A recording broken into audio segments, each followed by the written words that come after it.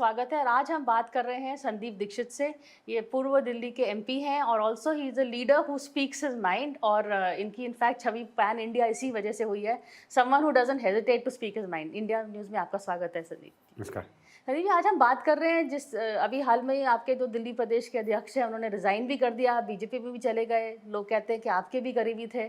तो क्या हो रहा है दिल्ली में? नहीं देखिए, मेरे तो करीबी क्या, वो भाई वो भी पूर्वी दिल्ली से थे, मैं भी पूर्वी दिल्ली से हूँ। जब मैं 10 साल सांसद रहा तो हमारे मंत्री भी रहे, तो उस तरीके की एक करीबी रिश्ता तो बन ही जाता है। तो राजनीतिक करीबी है। उसके बाद 7-8 साल मैं बहुत ज़्यादा दिल्ली में था भी नहीं, आता जाता था, अपना काम भी करता रहता था, कुछ राजनीति मध्य प्रदेश में कांग्रेस के लिए, फिर दिल्ली में करता रहता था। जब से वो अध्यक्ष बने तब से फिर हम लोग एक साथ जुड़े और युवा की भी कोशिश करेंगे कांग्रेस को थोड़ा सा उभारने की, क्योंकि उतनी अच्छी हालत हमारी यहाँ है नहीं। लेकिन ये जो घटनाक्रम पिछले 10-15 दिन में हुआ है, ये दुर्भाग्य से बहुत अच्छा नहीं रहा। इससे स्वाभाविक है कि कांग्रेस के संगठन को तो कोई बहुत फर्क नहीं पड़ेगा, क्योंकि हमारे में इतनी क्षमता है कि बहुत भी दिक्कत होती है तो किसी तरह हम होल मिल के उसको ठीक ठाक कर लेते हैं। लेकिन जो पब्लिक में, जो जनता के बीच में एक तस्वीर जाती है, वो अच्छी नहीं जाती है। देखिए, एकजुट होते हुए दल जिसमें उसके लोग सब डटे हुए हैं, उनको कुछ मिले ना मिले फिर भी साथ में हैं, उससे दिखता है कि लोग संगठन के साथ जुड़े हैं। कोई भी व्यक्ति जब छोड़ के जाता है, खासकर प्रतिष्ठित व्यक्ति, तो उसकी जनता में बहुत अच्छी बात नहीं जाती। उसके साथ के भी जो 2-4 लोग जुड़े हैं वो भी दूर चले जाते हैं, और कुछ नहीं तो कम से कम उसके परिवार का, मित्रों का वोट तो चला ही जाता है। तो यहाँ मुझे लगता है कि हम लोगों को कोशिश करनी चाहिए थी। मुझे नहीं मालूम है कब लोगों को एहसास हुआ कि वो निराश हैं कि नाराज हैं। हम लोगों को तो पता था कि निराश हैं और नाराज हैं, कुछ दिनों से पता चलना था। मीडिया को भी पता था, वो अपनी बात छुपा नहीं रहे थे। हाँ, तो लेकिन तो इसमें क्यों हमारी तरफ से उस तरीके उतना प्रयास नहीं हुआ? और ये प्रिया जी, कुछ दिनों से मैं देख रहा हूँ। मैं कई बार, हमारे कांग्रेस में लोग कहते हैं कि कोई जाना है जाने दो। भाई ठीक है, चला गया तो उसके बाद जाने दो। ये थोड़ी है कि हम कोई भाग के पकड़ लेंगे, कोई जबरदस्ती लठ मार के बिठा लेंगे। हम कोई बीजेपी तो है नहीं, लेकिन रोकना तो चाहिए ना, कोशिश तो करनी चाहिए। अपने ही लोग हैं ना, और जब अपना कोई रूठ के जाता है तो उसको रोक, कम से कम जब तक जाए नहीं। भाई वोटर को भी तो हम रोकते हैं और पार्टी के लोगों को भी तो हम अपने साथ लाते हैं। कोई बीजेपी से हमारे पास आता है तो हम तो बिल्कुल तूती बजाते हैं, ढोल बजाते हैं, नगाड़े बजाते हैं।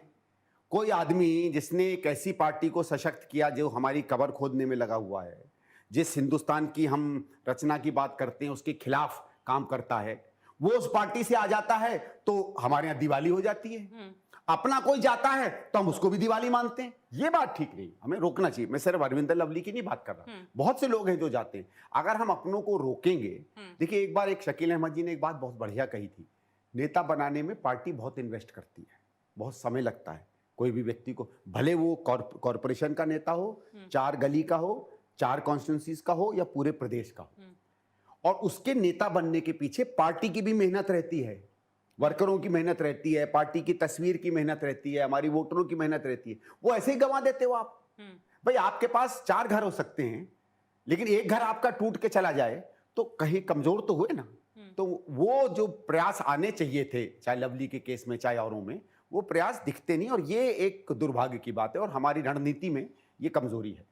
मतलब सही बोल रहे हैं, कांग्रेस नए एलाइज के पीछे भागती रहती है जिनके साथ उनकी विचारधारा भी नहीं होती है, लेकिन जो अपने ही हैं उनको रखने में उनको थोड़ा उसको रोकना चाहिए, झिझक होता उसको है। रोकना चाहिए जी।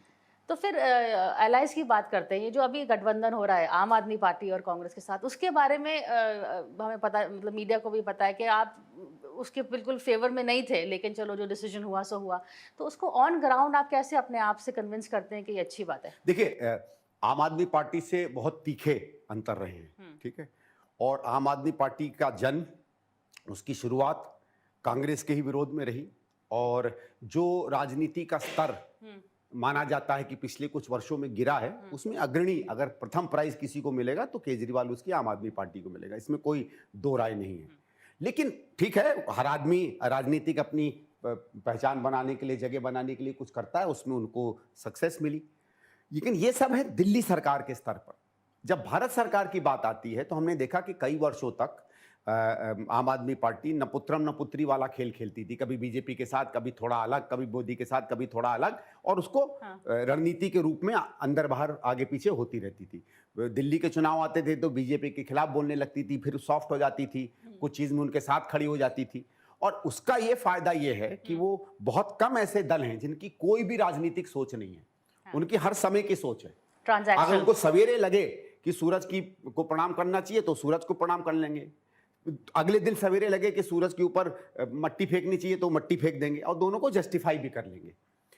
पर उनको लगा शायद पिछले 2-1 साल में कि नहीं भाई, जो कम से कम भारतीय जनता पार्टी का या प्रधानमंत्री का उनके पार्टी के बारे में बर्ताव है वो अब ठीक नहीं लग रहा है। तो अपने निहित स्वार्थ के कारण वो जो कांग्रेस जिसको राष्ट्रहित समझती है उस राष्ट्रहित के साथ आकर वो खड़े हो गए, वही भाषा बोलने लगे जो कांग्रेस बोल रही है। और हमारा ये कि ये एक बड़ी लड़ाई है, ये राज्य सरकार की लड़ाई नहीं है, ये देश भर की लड़ाई है।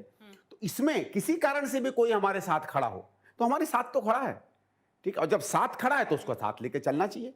उसके पास 4 वोट हो, 40 वोट हो, 4 नेता हो, 400 नेता हो, 4 सीट की कैपेसिटी हो, 40 सीट की कैपेसिटी हो, जब वो साथ चलेगा तो जैसे कहते हैं ना, बूंद बूंद से सागर बनेगा। इसलिए जब वो साथ आए तो हम लोगों ने कहा ठीक है भाई, अभी आए हैं, साथ देखेंगे। अब इसके बाद यहाँ का चुनाव खत्म हो जाएगा, तब दिल्ली सरकार की बात आएगी। दिल्ली सरकार में हमारे क्या व्यूज हैं, मेरे तो कम से कम क्या हैं सब जानते हैं। पिछले 8-9 साल से जब कांग्रेस का हर नेता चुप रहता था, कभी कुछ बोलता भी नहीं था, हाँ पिछले 2-1 साल से जरूर हमारे कुछ और नेता भी इसमें चमकने लगे हैं, बार बार ट्वीट करते हैं, लेकिन मैं तो 8-9 साल से बार बार इनके हर विषय पर सवाल खड़ा कर रहा हूँ। ठीक है, मेरी कोई सोशल मीडिया में कोई प्रेजेंस नहीं है, वो नहीं है, मैं क्योंकि उस तरह से कुछ नहीं हूँ, लेकिन जितनी भी मेरी कैपेसिटी होती है, इनके शिक्षा का मॉडल, इनके स्वास्थ्य का मॉडल, इनके बिजली का मॉडल, इनके फाइनेंस का मॉडल, इनके लिकर स्कीम का मॉडल, इनके भ्रष्टाचार का मॉडल, हर चीज़ पर मैं बार बार प्रहार करता रहा हूँ और तथ्यों के साथ प्रहार करता रहा हूँ। तो उस समय फिर जब ये चुनाव हो जाएगा तब हम दिल्ली सरकार की धुरी पर आएंगे, जब वहां आएंगे तब देखेंगे, और वहां अगर अलायंस की बात होती है तो फिर तो तीखे सवाल खड़े होंगे, लेकिन वो बात तब देखेंगे, जब होगी तब देखेंगे। एक सवाल मेरे भी मन में आता है कि अगर जिस तरह से केजरीवाल आए थे, उन्होंने अपनी दिल्ली में पहचान बनाई by taking on Delhi chief minister, उस समय शीला दीक्षित जी थी। उन्होंने बहुत एलिगेशंस रेज करे, अब उसमें से कुछ साबित नहीं हुआ है।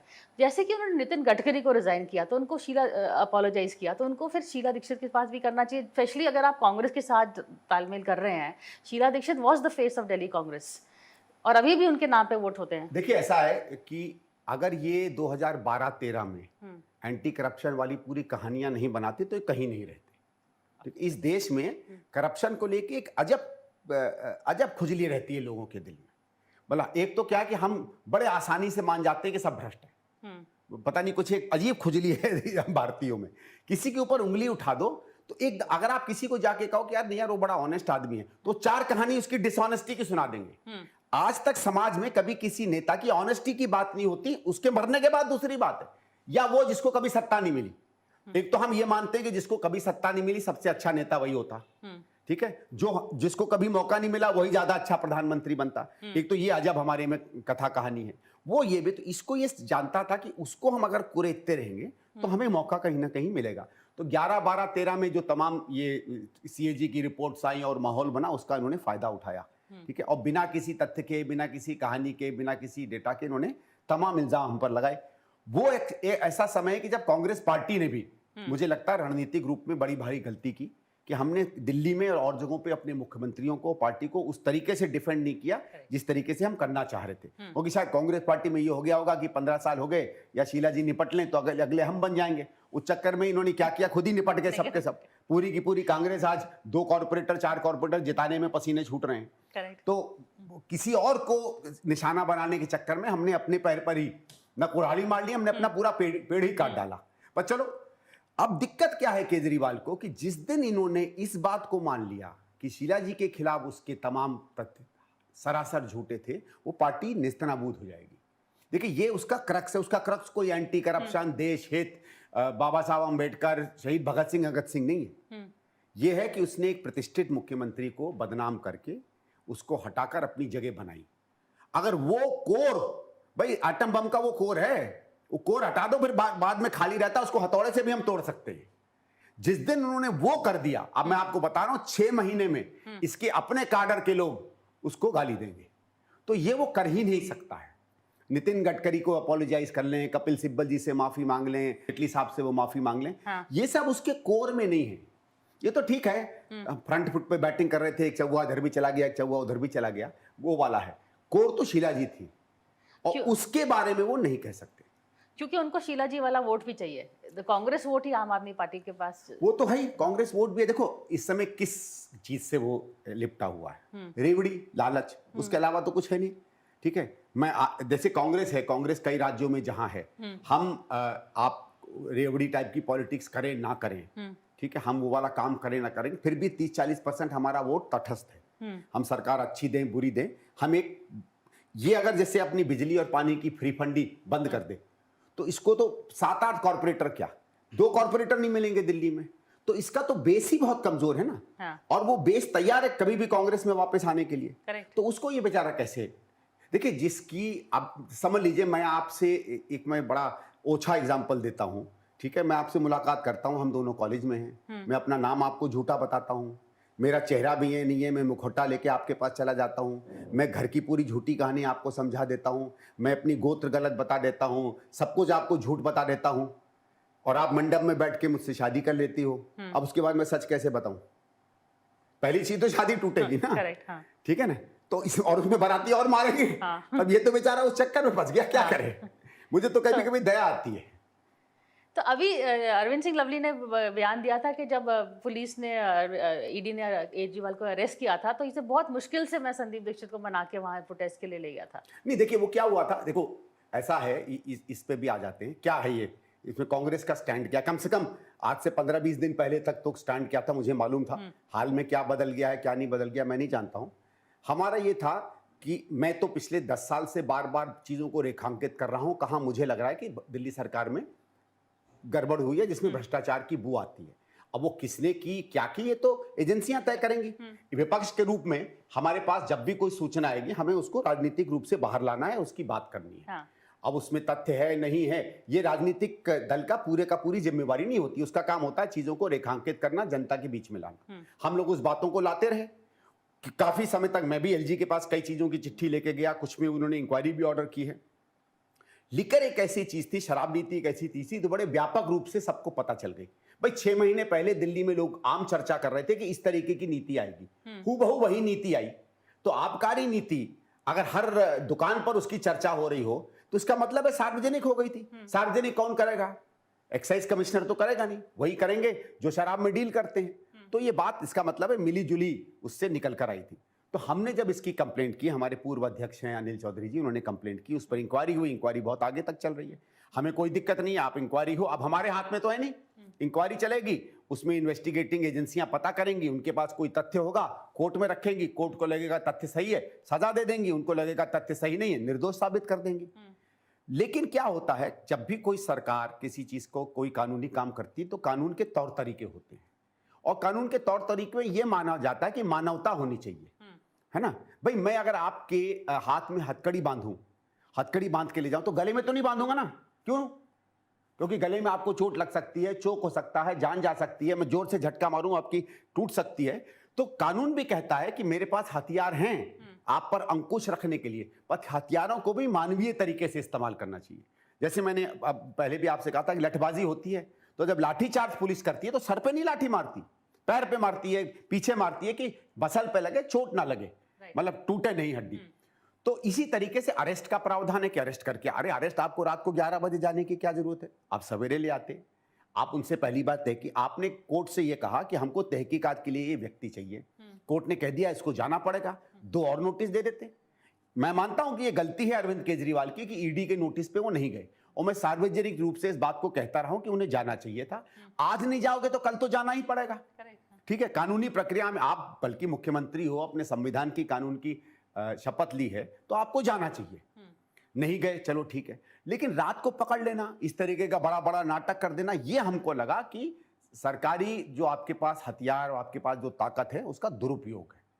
ये दुरुपयोग सरकार को नहीं करना चाहिए। हेमंत सोरेन के मामले में इन्होंने यही किया, कांग्रेस के जो इनकम टैक्स के अकाउंट थे उसके मामले में आपने यही किया।